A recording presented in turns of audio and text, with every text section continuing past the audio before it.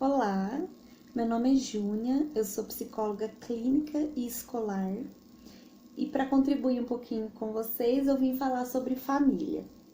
Bom, primeiramente a família é o canal do primeiro contato que a criança tem com o mundo, né? Então, assim que a gente começa a interagir com o mundo e a gente começa a se perceber como sociedade, nesse ambiente social, tudo isso acontece através da nossa família, das nossas relações familiares. Então, é como se a nossa família fosse a ponte pela qual a gente é introduzido no meio social, né? No contato com o mundo. E aí, a partir daí, né, a nossa personalidade, ela vai se construindo através das nossas relações. Claro que ela tem influências genéticas, né? Então, alguns aspectos da nossa personalidade já nascem com a gente, mas grande parte dela é formada através das nossas relações. Portanto, ela é formada ali também dentro do seio familiar, né? E o que é família, se a gente for pensar? Nós sabemos que existem vários tipos e formatos de família. Por exemplo, uma mulher que mora sozinha e tem um cachorro, ela pode se considerar que ela e o cachorro são uma família. Um casal homossexual que adota um filho também é uma família. Uma mãe que cria seus filhos sozinhos também é uma família. Ou uma avó que cria os netos também é uma família, né? Ou um pai que cria os filhos, que cria os enteados, né? Que não são filhos biológicos, também é uma família. Então, a família, ela não depende dos laços sanguíneos, né? Quando a gente fala de família, logo a gente já pensa em laços sanguíneos. Porém, a família, ela não depende desses laços sanguíneos, muito pelo contrário. Ela é formada de uma forma psicossocial, ou seja, a relação, a profundidade da relação que você tem com aquela pessoa que vai determinar se ela é sua família ou não. Por exemplo, um casal que mora junto, né, de namorados ou de maridos, mesmo que eles não tenham filhos, eles podem se considerar uma família, mesmo eles não sendo do mesmo sangue, porque eles têm um laço muito profundo, né? Então, família vai muito além de sangue, né? Muito além do que a genética determina. E a nossa família, ela é de extrema importância para nós, justamente por tudo isso que eu falei até aqui, porque ela é o canal, ela é a ponte que nos coloca no mundo, que nos coloca para viver em sociedade, né? E é através da família que a gente vai nos formar a nossa personalidade, que a gente vai se formar como indivíduo, que a gente vai construindo a nossa identidade, a nossa ideia de ser, de quem eu sou, né? E isso vai influenciar durante toda a nossa vida, não só quando a gente é criança ou quando a gente é adolescente, mas isso vai influenciar durante o resto da nossa vida. A ideia de quem eu sou parte muito de com quem eu convivo, de onde eu venho, né? E isso, com certeza, se origina dentro de uma família. Então, é muito importante a gente prezar as nossas relações familiares, a gente considerar elas importantes e a gente cuidar dessas relações. E como que eu vou cuidar, então, né, da minha relação familiar?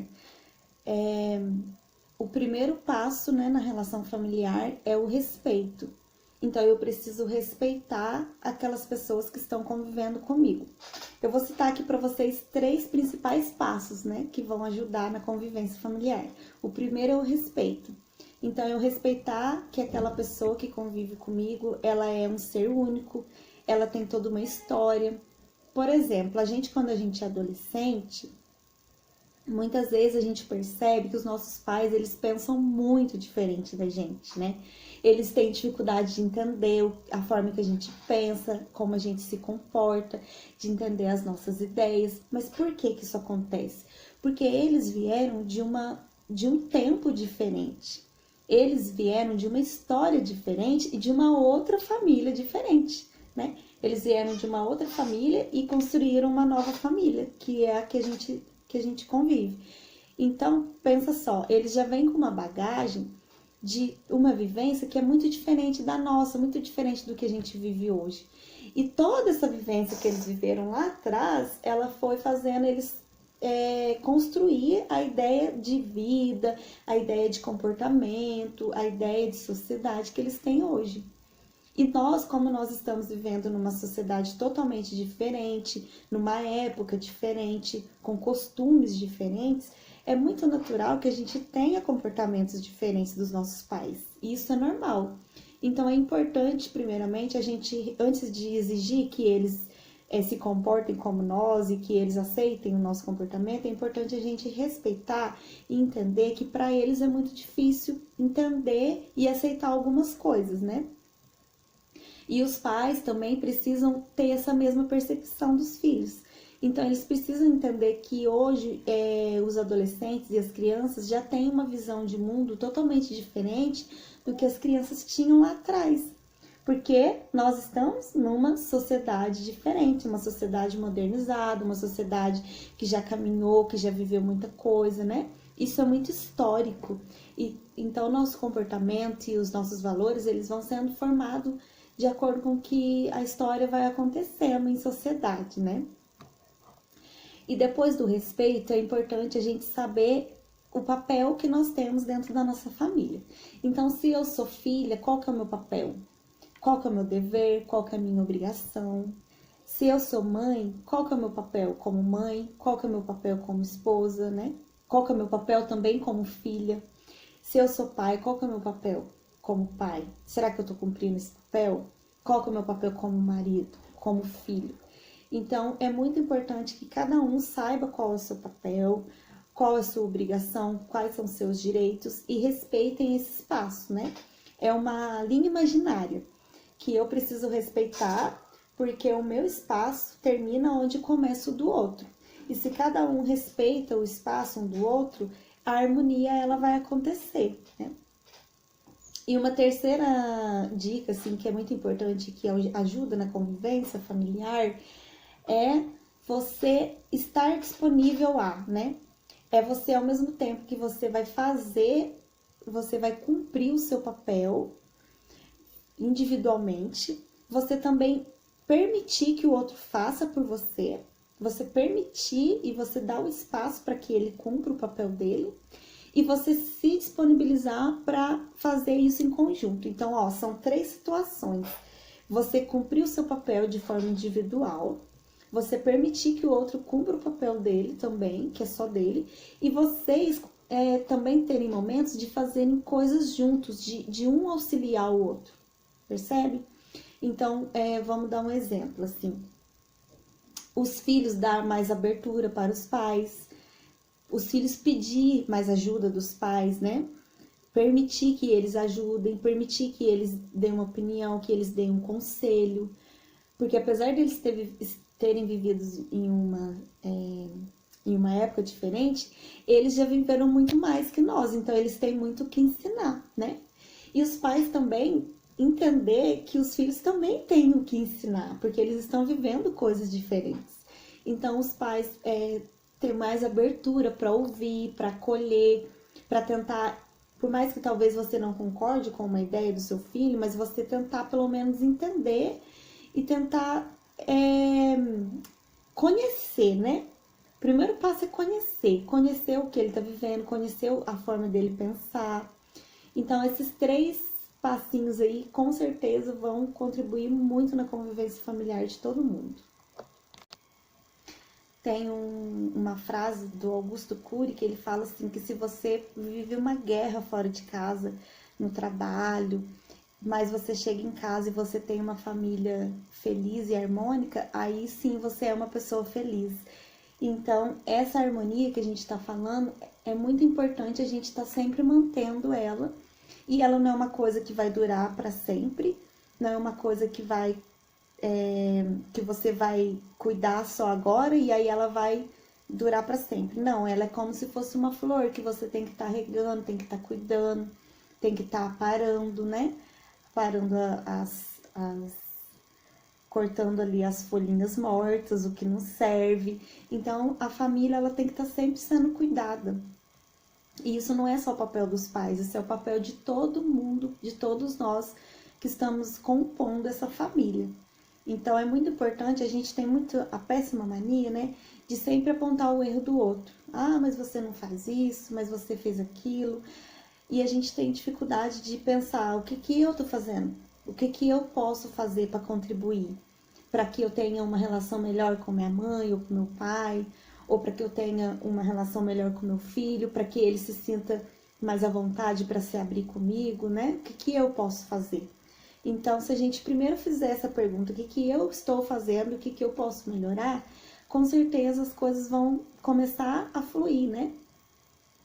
E principalmente para os pais, eu falo muito assim, que o primeiro passo é acolher o sentimento da criança e do adolescente, no sentido assim, de mesmo que ele faça algo que você não aprove, primeiro você senta e acolhe o sentimento, no sentido de perguntar o que te levou a agir dessa forma, como que você se sente em relação a isso, o que você estava sentindo quando você tomou essa decisão, essa postura. Agora vamos pensar, né, quais são as outras opções que você tem. Essa decisão ou esse comportamento, ele não é muito legal. Como que você poderia ter se comportado? Você poderia ter feito assim ou daquele outro jeito. E aí você vai ajudando e pontuando para ele outras formas que talvez até ele desconheça, né? E isso só é possível ter essa conversa quando você está vivendo dentro de uma família harmoniosa, né? E muitas coisas podem desestruturar uma família e podem destruir a harmonia de uma família, né? Coisas externas, talvez a bebida, talvez a falta desse respeito do lugar de cada um, como eu falei no começo, né? Que cada um tem o seu papel. Talvez a falta de conhecimento, de eu não conhecer qual é o meu papel, de eu não estar desempenhando ele. Então, é muito importante também não comparar, né? Cada família é única, não existe família perfeita de forma alguma. Então, assim, a família, ela está sempre sendo construída, desconstruída, reconstruída, né? Então, às vezes você erra, você acerta, né? As mães têm muito esse sentimento de sempre achar que ela tá errando, que ela não tá sendo uma boa mãe. E realmente é assim, é na tentativa e erro. Você errou, você ter a humildade de reconhecer que você errou, que você poderia ter feito melhor, né? Então, são situações básicas da convivência humana mesmo, né, gente? E dentro da família, todas essas situações da convivência do ser humano dentro da família, ela é vivenciada e sentida de uma forma muito mais à flor da pele, digamos assim, né? Por quê? Porque são as pessoas que estão mais próximas de nós. Então, por exemplo, às vezes eu não tô bem, eu tô chateada ou eu tô irritada, eu tento ser educada com uma pessoa do meu trabalho, mas na minha família não. Eu chego em casa, eu estouro com todo mundo, porque são as pessoas que estão mais próximas de mim. Sendo que deveria ser o contrário, deveriam ser as pessoas que eu tivesse mais cuidado com elas, não é? Porque são as pessoas com quem eu posso contar mais. Eu falo muito como filha, assim, que a pessoa que a gente mais tem para contar nesse mundo são os nossos pais, são os nossos irmãos, é a nossa família. Que são as pessoas que estão com a gente ali desde quando a gente nasceu, que vão seguir a vida com a gente, né? Depois que a gente vira adulto, os nossos pais, eles vão envelhecendo e eles esperam também poder contar com a gente, assim como a gente contou com eles, né?